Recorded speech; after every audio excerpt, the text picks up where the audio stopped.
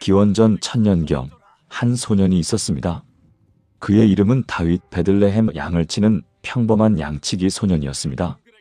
그는 매일 아침 양들을 이끌고 푸른 초장으로 향했습니다. 양들이 목마를 때면 잔잔한 물가로 인도했습니다. 사자와 곰이 나타나 양을 위협할 때는 목숨을 걸고 양을 지켰습니다. 그렇게 그는 목자가 무엇인지 온몸으로 배워갔습니다. 세월이 흘렀습니다.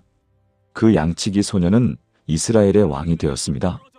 왕궁에서 살며 온 나라를 다스리는 권세를 누렸습니다. 하지만 인생은 예측할 수 없는 법이지요. 가장 사랑했던 아들 압살롬이 반역을 일으켰습니다. 왕좌를 빼앗기고 왕궁에서 쫓겨난 다윗은 다시 광야로 도망쳐야 했습니다. 양치기 시절처럼 다시 들판을 헤매게 된 것입니다. 왕에서 도망자로, 영광에서 수치로, 안전에서 위험으로. 그 죽음의 음침한 골짜기를 지나며 다윗은 한 가지를 깨달았습니다. 왕궁도 왕관도 권력도 자신의 목자가 될 수 없다는 것을, 진짜 목자는 오직 한 분, 여호와 하나님이시라는 것을. 그때 그가 쓴 시가 바로 오늘 우리가 함께 나눌 시편 23편입니다. 여호와는 나의 목자시니 내게 부족함이 없으리로다. 3000년이 지난 지금 2025년 대한민국을 살아가는 우리에게도 이 말씀이 필요합니다. 통장 잔고를 확인할 때마다 한숨이 나오는 당신, 청구서가 쌓여가는데 어떻게 해야 할지 막막한 당신, 열심히 살아도 나아지지 않는 현실 앞에 지쳐버린 당신, 하나님이 정말 나를 기억하고 계시는지 의문이 드는 당신. 오늘 이 시편 23편이 당신의 삶에 어떤 의미가 될까요? 자기 전 21일만 이 말씀을 반복해 보세요. 삶이 힘들수록 일어나는 7가지 기적을 오늘 함께 나누겠습니다. 첫 번째, 공급의 기적. 삶이 힘들 때 가장 먼저 떠오르는 걱정이 무엇인가요? 아마도 재정 문제일 것입니다. 이달 월세는 어떻게 낼까? 아이들 학원비는 마련됐나? 카드값은 또 어떻게 갚아야 할까? 이런 걱정들이 밤마다 우리를 괴롭힙니다. 시편 23편 1절은 이렇게 선포합니다. 여호와는 나의 목자시니 내게 부족함이 없으리로다. 부족함이 없다는 것입니다. 이 말씀의 히브리어 원문을 보면 더욱 놀랍습니다. 로 에흐사르. 이 단어는 단순히 부족하지 않다는 뜻이 아닙니다. 결핍될 수 없다, 모자랄 가능성이 없다는 의미입니다. 왜 그럴까요? 여호와께서 목자이시기 때문입니다. 목자는 양에게 필요한 모든 것을 책임집니다. 양이 굶주리지 않도록 풀을 먹이고, 양이 목마르지 않도록 물을 마시게 하고, 양이 다치지 않도록 보호합니다. 그것이 목자의 의무이자 본성입니다. 여호와 하나님은 우리의 목자이십니다. 그분은 우리에게 필요한 모든 것을 아십니다. 빌립보서 4장 19절은 이렇게 약속합니다. 나의 하나님이 그리스도 예수 안에서 영광 가운데 그 풍성한 대로 너희 모든 쓸 것을 채우시리라. 수원에서 작은 분식집을 운영하던 한 여성이 있었습니다. 35의 나이에 남편을 잃고 11살 아들과 9살 딸을 혼자 키워야 했습니다. 매일 새벽 4시에 일어나 김밥을 말고 떡볶이 육수를 끓였습니다. 손님이 없는 날이면 하루 매출이 3만 원도 안 나올 때가 있었습니다. 월세 60만 원, 아이들 학원비, 공과금, 식비, 계산기를 두드릴 때마다 숨이 막혔습니다. 어느 겨울밤, 가게 문을 닫고 집에 돌아가는 길에 눈물이 쏟아졌습니다. 하나님, 정말 저를 보고 계세요? 언제까지 이렇게 살아야 해요? 냉장고를 열었을 때 달걀 3개와 김치만 남아있는 것을 보며 무너졌습니다. 그날 밤 잠이 오지 않아 성경을 폈습니다. 시편 23편이 펼쳐졌습니다. 여호와는 나의 목자시니 내게 부족함이 없으리로다. 처음엔 화가 났습니다. 부족함이 없다고? 지금 냉장고엔 달걀 3개밖에 없는데? 하지만 이상하게도 그 말씀을 계속 읽게 되었습니다. 다음 날부터 자기 전에 이 말씀을 소리내어 읽기 시작했습니다. 처음엔 믿어지지 않았지만 그래도 읽었습니다. 일주일이 지났습니다. 가게 앞 건물에 대기업 사무실이 입주했습니다. 점심시간이면 직장인들이 줄을 섰습니다. 매출이 조금씩 늘기 시작했습니다. 2주가 지났습니다. 단골 손님 한 분이 말했습니다. 사장님, 우리 회사 구내식당에 납품하실 생각 없으세요? 김밥이 정말 맛있거든요. 그분은 그 회사 총무과장이었습니다. 계약이 성사되었습니다. 한 달에 500인분씩 납품하게 되었습니다. 21일째 되던 날 밤, 그녀는 통장을 확인했습니다. 처음으로 잔고가 7자리를 넘었습니다. 그날 밤 그녀는 아이들이 자는 방에 들어가 두 아이의 얼굴을 한참 바라봤습니다. 눈물이 흘러내렸습니다. 이번엔 절망의 눈물이 아니라 감사의 눈물이었습니다. 여호와는 나의 목자시니 내게 부족함이 없으리로다. 이제 이 말씀이 진심으로 고백되었습니다. 그로부터 3년이 지난 지금 그녀는 분식집을 2개 더 냈습니다. 아이들은 원하는 학원에 다니고 그녀는 여유 있게 헌금도 할 수 있게 되었습니다. 가장 놀라운 것은 그녀의 얼굴이었습니다. 예전에 그 지친 얼굴이 아니라 평안하고 감사가 가득한 얼굴로 변해 있었습니다. 당신도 지금 재정적 어려움을 겪고 계신가요? 냉장고 안이 텅 비어 있나요? 통장 잔고가 마이너스인가요? 여호와는 당신의 목자이십니다. 목자는 양이 굶주리도록 내버려 두지 않습니다. 자기 전 21일만 이 말씀을 반복해 보세요. 여호와는 나의 목자시니 내게 부족함이 없으리로다. 공급의 기적이 당신의 삶에도 일어날 것입니다. 두 번째 회복의 기적. 시편 23편 2절과 3절은 이렇게 말합니다. 그가 나를 푸른 초장에 누이시며 쉴만한 물가로 인도하시는도다. 내 영혼을 소생시키시고 자기 이름을 위하여 의의 길로 인도하시는도다. 소생시키신다는 말씀에 주목해 보세요. 히브리어로 슈브 나프쉬입니다. 문자적으로는 내 영혼을 되돌리신다. 내 생명을 회복시키신다는 뜻입니다. 양이 지쳐서 쓰러질 때 목자는 양을 푸른 초장에 눕힙니다. 양이 목말라 할 때 목자는 잔잔한 물가로 인도합니다. 왜냐하면 양은 급한 물에서 물을 마실 수 없기 때문입니다. 양은 겁이 많아서 물살이 세면 두려워 물을 마시지 못합니다. 그래서 목자는 잔잔한 물가를 찾아 인도합니다. 하나님도 마찬가지이십니다. 우리가 지쳐 쓰러졌을 때 하나님은 우리를 쉬게 하십니다. 우리가 영적으로 메말랐을 때 하나님은 생수로 우리를 적시십니다.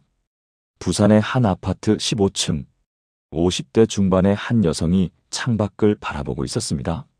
5년 전부터 시작된 우울증이 점점 깊어지고 있었습니다. 아침에 눈을 뜨는 것 자체가 고통이었습니다. 왜 또 하루가 시작되는 거지? 남편은 회사 일로 바빴고 대학생이 된 두 자녀는 집을 떠나 자취를 했습니다. 넓은 아파트에 혼자 남겨진 시간들. 청소를 해도 TV를 켜도 친구에게 전화를 해도 마음속 공허함은 채워지지 않았습니다. 정신과 치료를 받았습니다. 약을 먹었습니다. 상담도 받았습니다. 하지만 나아지지 않았습니다. 어느 날 약을 먹으려고 물컵을 들다가 손이 떨렸습니다. 이 약을 한 통 다 먹으면 어떻게 될까? 그 생각이 머릿속을 떠나지 않았습니다. 그날 밤 우연히 라디오에서 시편 낭독이 흘러나왔습니다. 시편 23편이었습니다. 그가 나를 푸른 초장에 누이시며 쉴만한 물가로 인도하시는도다. 쉴만한 물가. 이 표현이 마음에 꽂혔습니다. 자신은 지금 급한 물살 속에 있는 것 같았습니다. 숨을 쉴 수 없을 만큼 빠르게 흘러가는 물살. 그 속에서 허우적거리고 있었습니다. 그녀는 침대 옆 서랍에서 오래전에 받았던 성경을 꺼냈습니다. 먼지를 털고 시편 23편을 찾았습니다. 그날 밤부터 자기 전에 이 시편을 읽기 시작했습니다. 처음 며칠은 아무 감흥이 없었습니다. 그냥 글자를 읽을 뿐이었습니다. 하지만 계속 읽었습니다. 일주일이 지났습니다. 여전히 우울했지만 이상하게도 밤에 악몽을 덜 꾸게 되었습니다. 2주가 지났습니다. 아침에 눈 떴을 때의 그 극심한 두려움이 조금 줄어든 것 같았습니다. 18일째 되던 날, 그녀는 5년 만에 처음으로 베란다에 나가 화분에 물을 주었습니다. 죽어가던 화초들을 보며 눈물이 났습니다. 나도 이 화초처럼 말라가고 있었구나. 21일째 되던 날 아침, 눈을 떴을 때 뭔가 달랐습니다. 가슴을 짓누르던 그 무거운 돌덩이가 조금 가벼워진 것 같았습니다. 창문을 열었습니다. 아침 공기가 들어왔습니다. 5년 만에 처음으로 살아있다는 느낌이 들었습니다. 그날부터 조금씩 변화가 일어났습니다. 샤워를 하고 옷을 갈아입고 밖에 나가기 시작했습니다. 교회에 나가기 시작했습니다. 6개월이 지났습니다. 담당 정신과 의사가 말했습니다. 약을 줄여도 될 것 같아요. 어떻게 이렇게 좋아지셨어요? 그녀는 대답했습니다. 하나님이 저를 쉴 만한 물가로 인도하셨어요. 지금 그녀는 같은 아파트 단지에서 우울증으로 힘들어하는 사람들을 위한 소그룹 모임을 인도하고 있습니다. 매주 수요일 저녁 5명의 여성이 모여 시편 23편을 함께 읽습니다. 그리고 서로의 이야기를 나눕니다. 그녀의 얼굴에는 이제 평안이 있습니다. 영혼이 소생한 사람의 얼굴입니다. 당신의 영혼도 지금 지쳐 있나요? 마음이 메말라 있나요? 아침에 눈 뜨는 것 자체가 두렵나요? 목자이신 하나님께서 당신의 영혼을 소생시키실 것입니다.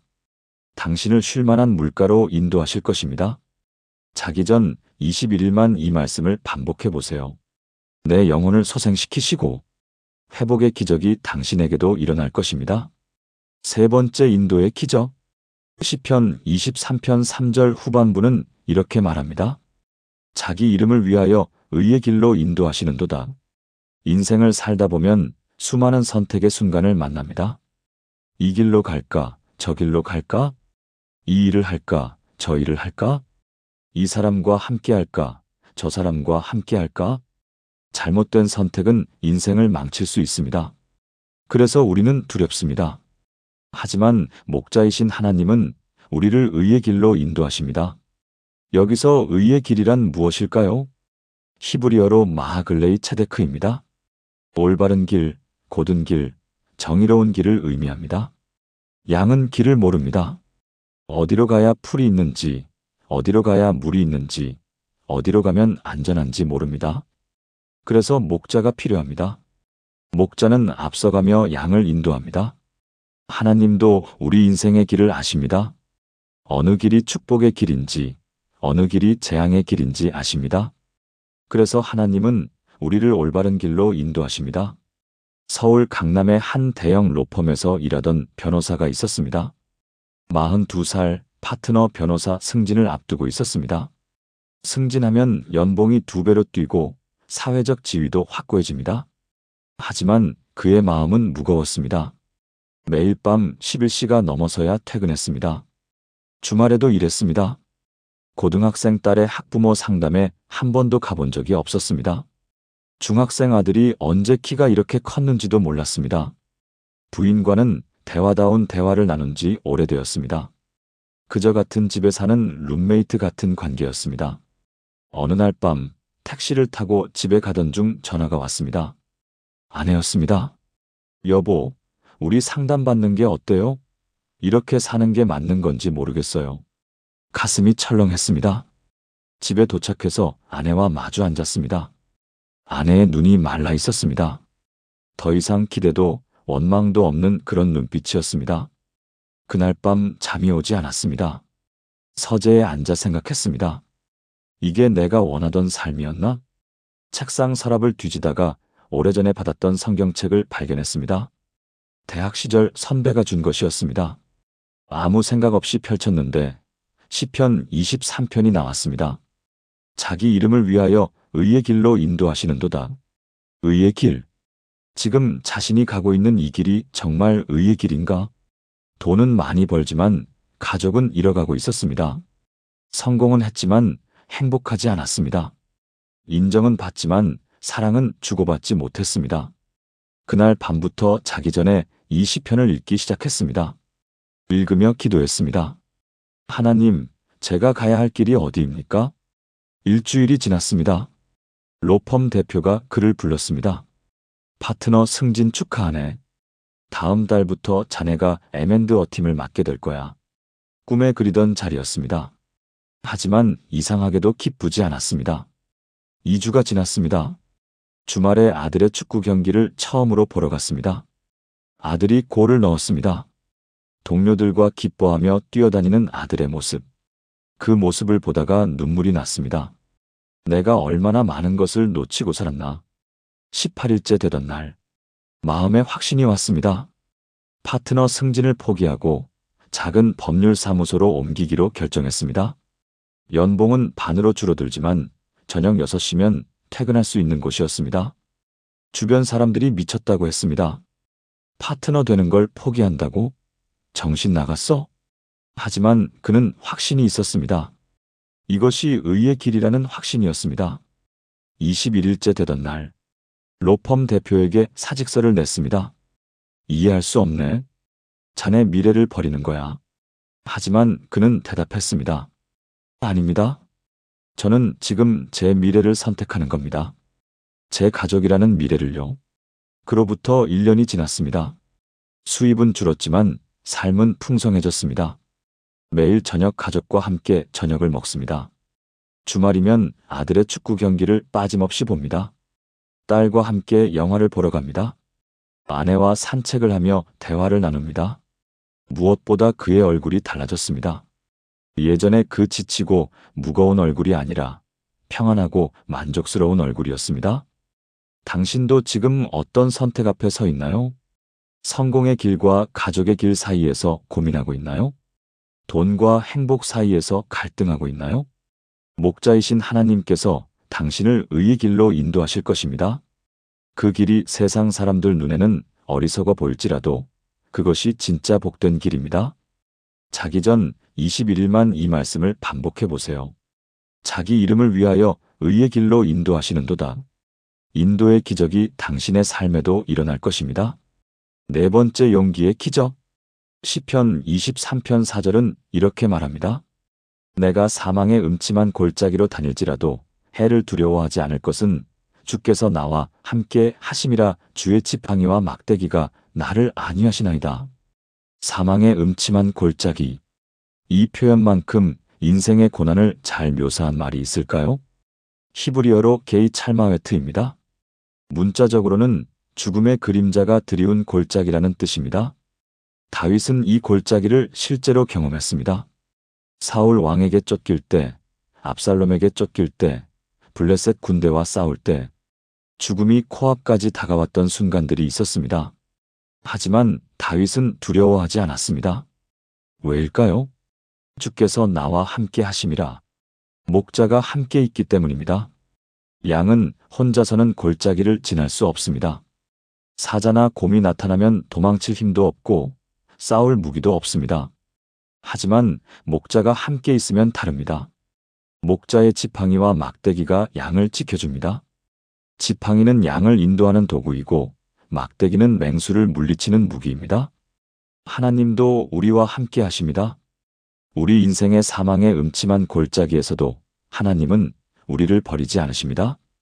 대구의 한 아파트, 61살 여성이 병원에서 돌아왔습니다.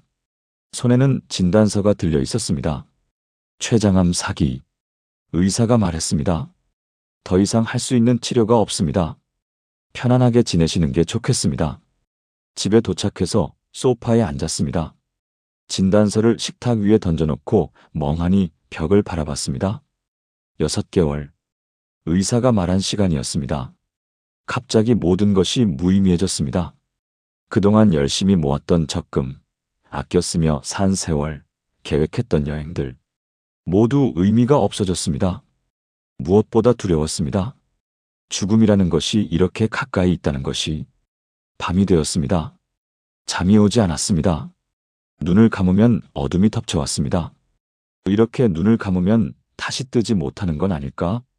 새벽 3시, 더 이상 견딜 수 없어서 교회 목사님께 전화했습니다. 목사님이 집으로 오셨습니다. 말없이 손을 잡아주셨습니다. 그리고 시편 23편을 읽어주셨습니다. 내가 사망의 음침한 골짜기로 다닐지라도 해를 두려워하지 않을 것은 주께서 나와 함께 하심이라. 목사님이 말씀하셨습니다. 집사님, 이 말씀을 매일 밤 읽으세요. 혼자가 아니에요. 주님이 함께 하십니다. 그날 밤부터 자기 전에 이 시편을 읽기 시작했습니다.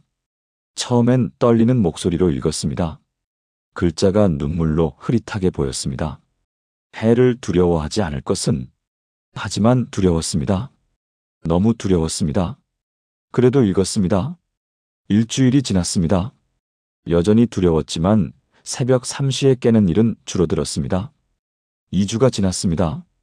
통증이 심해졌습니다. 진통제를 먹어도 밤이면 고통이 밀려왔습니다. 하지만 그때마다 이 말씀을 되뇌었습니다. 주께서 나와 함께 하심이라. 18일째 되던 날 밤, 이상한 경험을 했습니다. 통증이 심해서 잠을 이룰 수 없었는데 갑자기 마음에 평안이 찾아왔습니다. 통증은 여전했지만 두려움이 사라졌습니다. 아, 주님이 정말 함께 계시구나. 21일째 되던 날, 거울을 보았습니다. 몸은 말라가고 있었지만 얼굴에 평안이 있었습니다. 두려움으로 가득하던 그 눈빛이 아니라 평온한 눈빛이었습니다. 딸이 병문안을 왔습니다. 엄마, 얼굴이 달라지셨어요.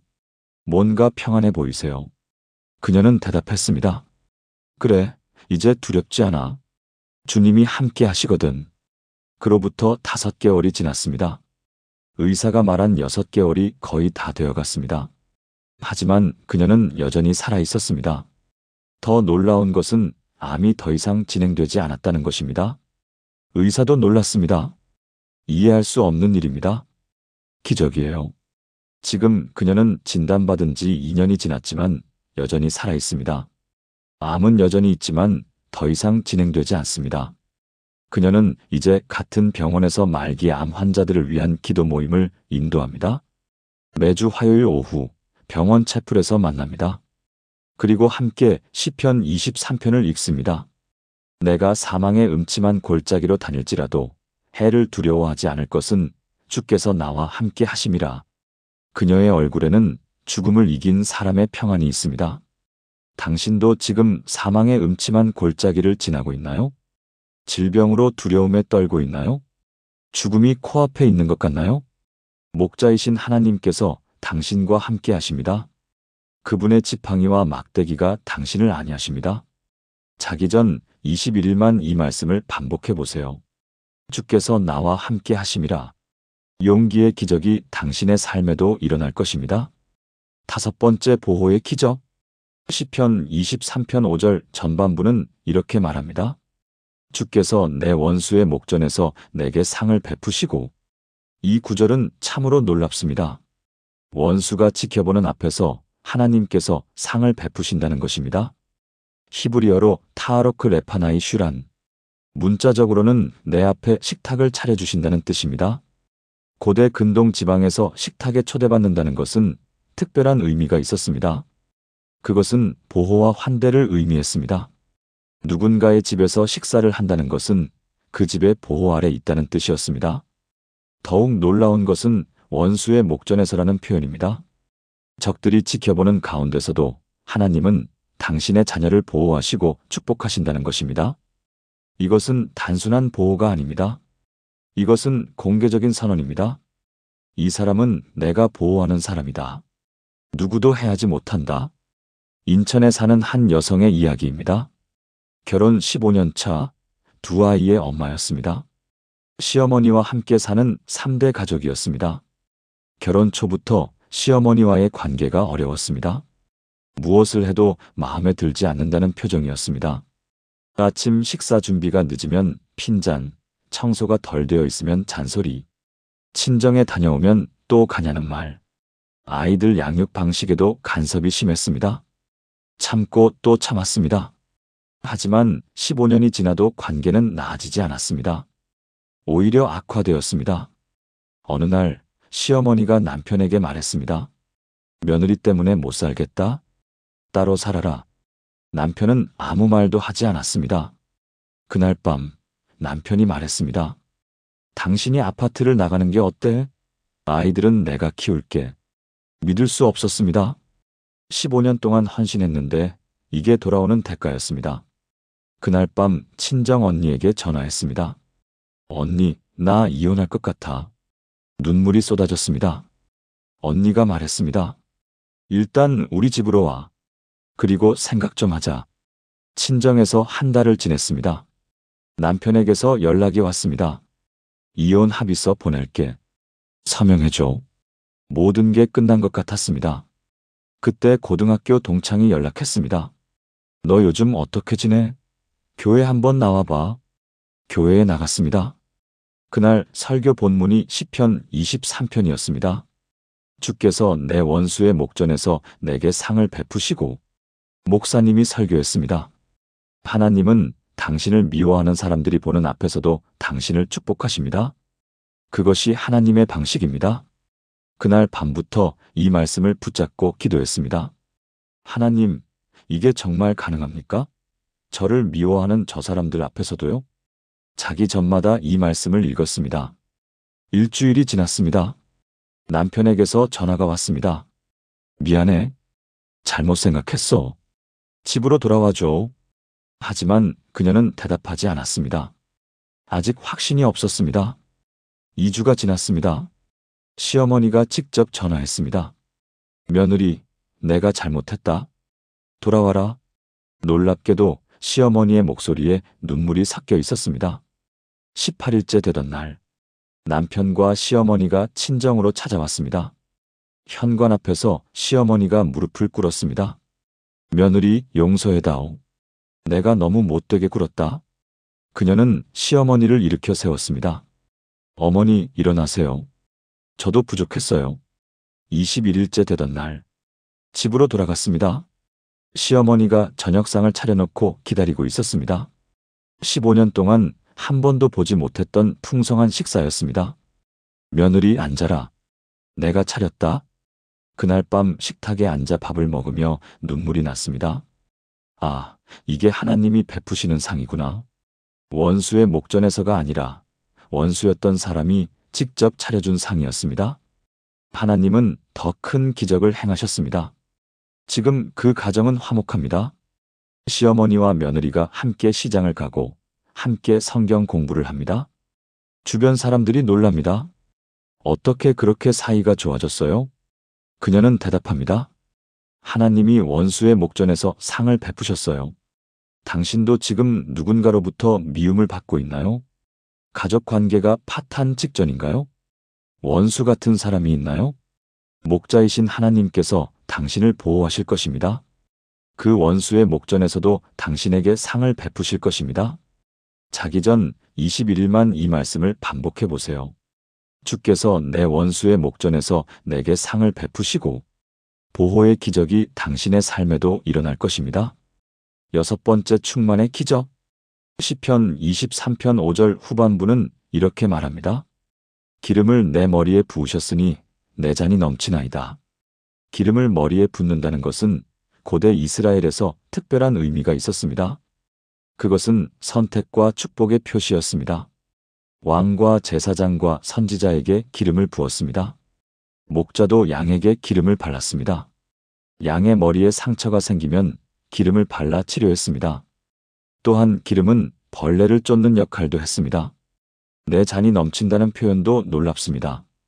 히브리어로 코시 레와야.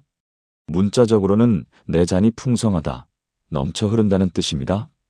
이것은 단순히 채워지는 것이 아닙니다. 넘쳐 흐르는 축복입니다. 필요한 것보다 더 많이 주시는 하나님의 은혜입니다. 예수님도 이렇게 말씀하셨습니다.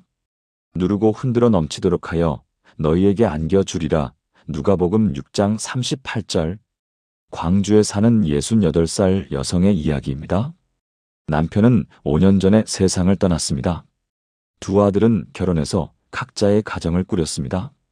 큰아들은 서울에, 작은아들은 부산에 살았습니다. 명절에도 아들들은 바빠서 오지 못할 때가 많았습니다. 넓은 집에 혼자 남았습니다. 아침에 눈을 떠도 말을 걸 사람이 없었습니다. 밥을 해도 혼자 먹었습니다.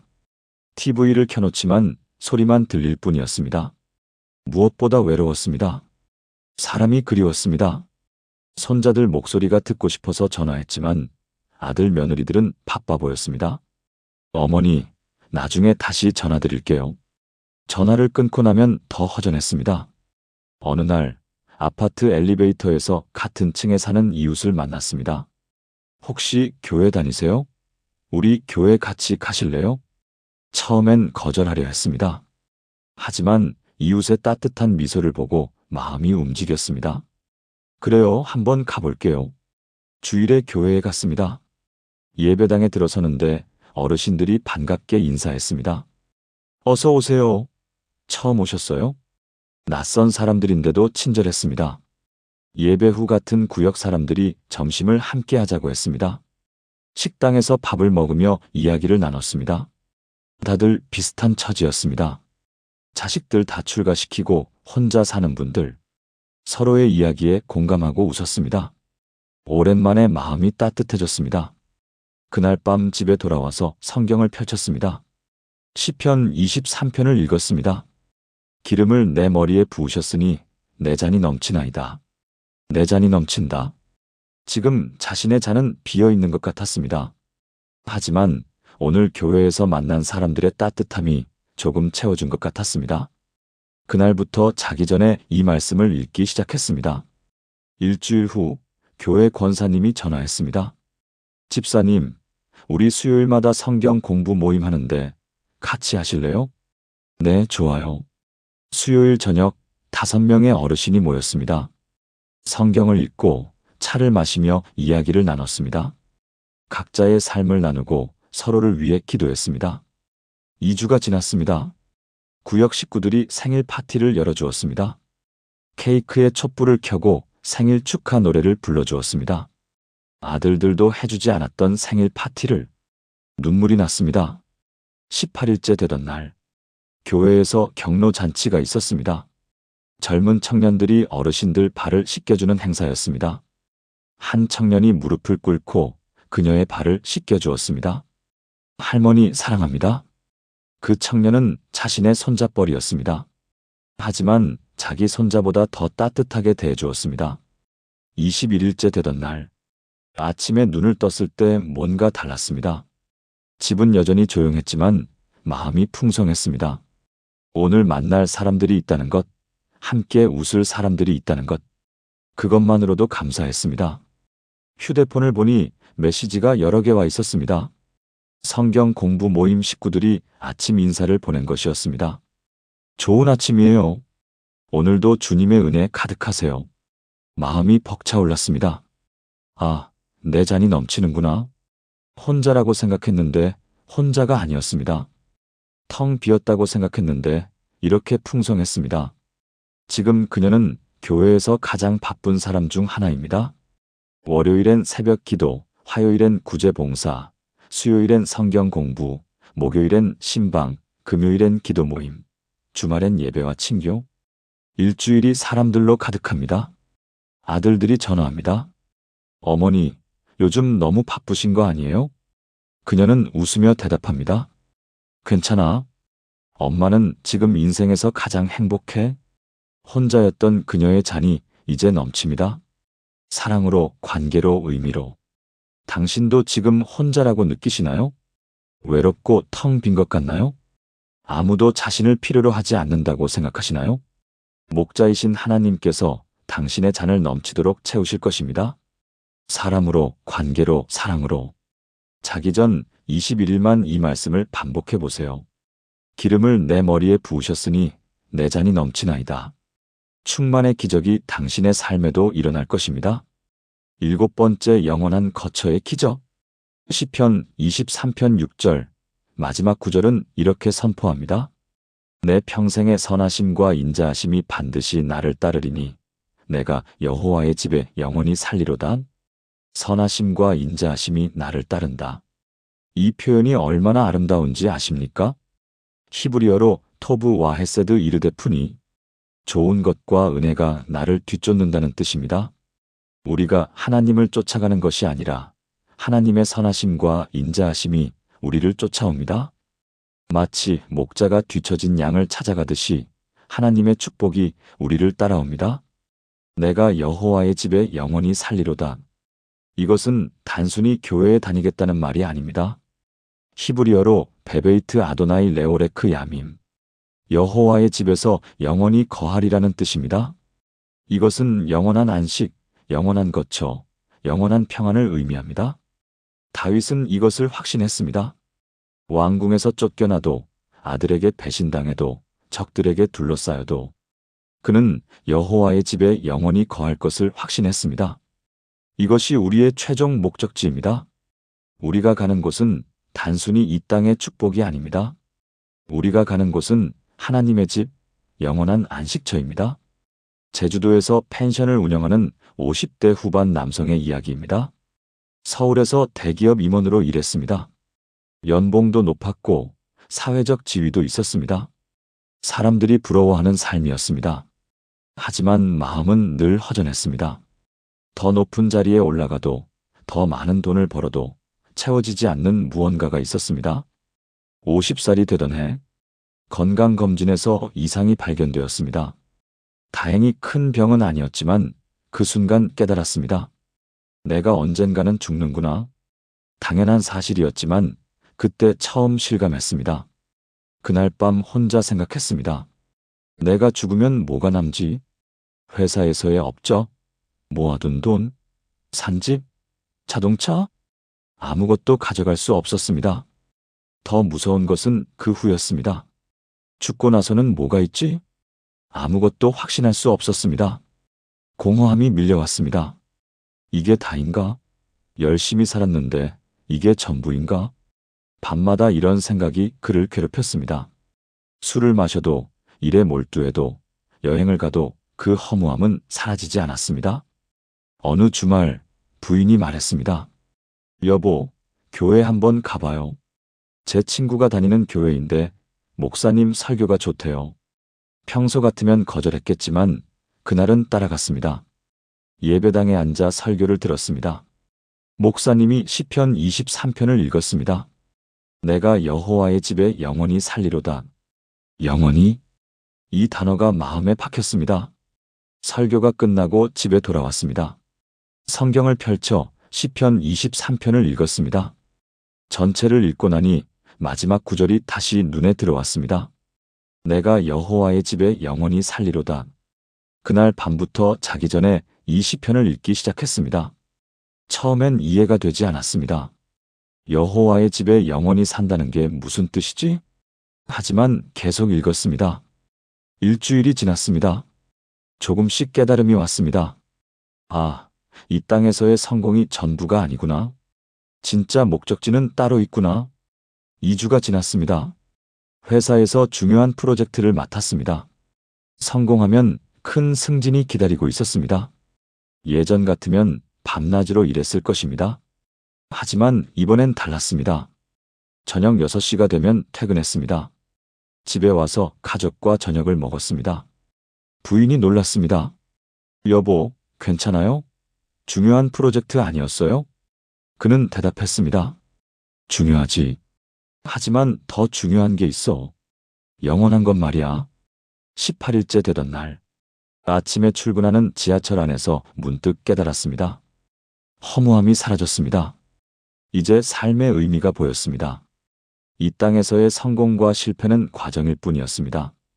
진짜 목적지는 여호와의 집이었습니다. 21일째 되던 날, 중요한 결정을 내렸습니다. 회사를 그만두고 제주도로 내려가기로 했습니다. 펜션을 운영하며 조용히 살기로 했습니다. 주변 사람들이 말렸습니다. 미쳤어? 지금 그만두면 임원 되는 건데. 하지만 그는 확신이 있었습니다. 괜찮아. 난 이제 진짜 중요한 걸 찾았거든. 그로부터 3년이 지났습니다. 제주도 바닷가 근처에서 작은 펜션을 운영합니다. 수입은 서울에서 받던 연봉의 3분의 1도 안 됩니다. 하지만 행복합니다. 아침에 눈 뜨면 바다가 보입니다. 저녁이면 노을을 봅니다. 주일이면 작은 교회에서 예배를 드립니다. 무엇보다 마음에 평안이 있습니다.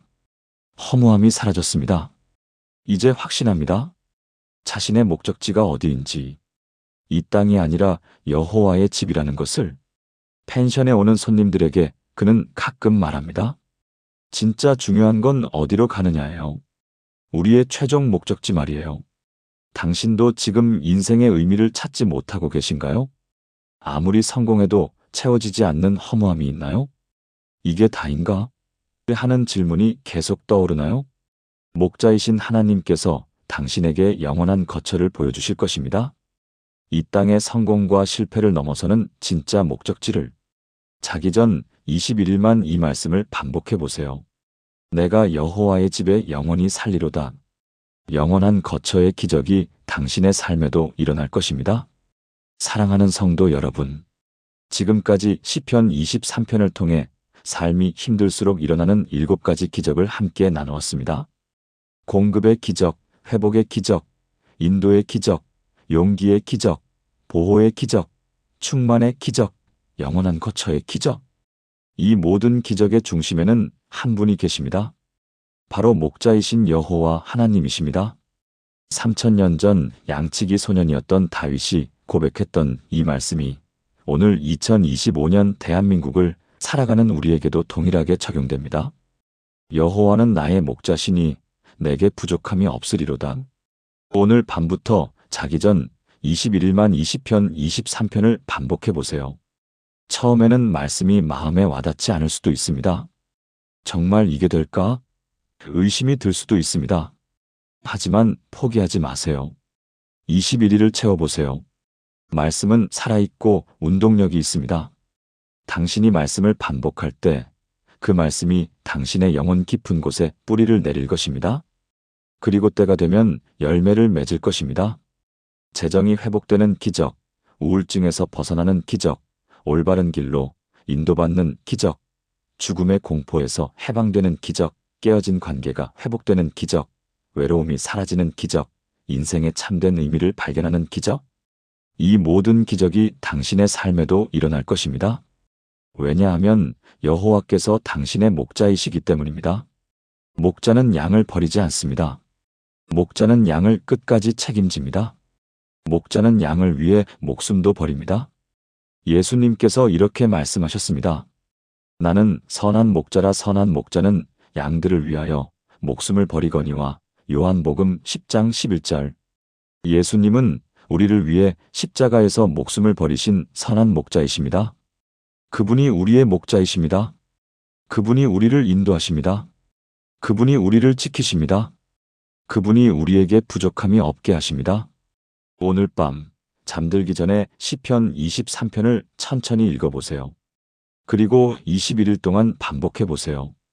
당신의 삶에 7가지 기적이 일어나는 것을 경험하게 될 것입니다. 구독과 알림 설정으로 매일 새로운 말씀을 받아보세요. 주님의 옹달샘에서 당신의 영혼이 새 힘을 얻기를 축복합니다. 여호와는 당신의 목자이십니다. 당신에게 부족함이 없을 것입니다. 평안히 주무시고 내일 아침 새로운 은혜로 눈 뜨시기를 기도합니다. 아멘.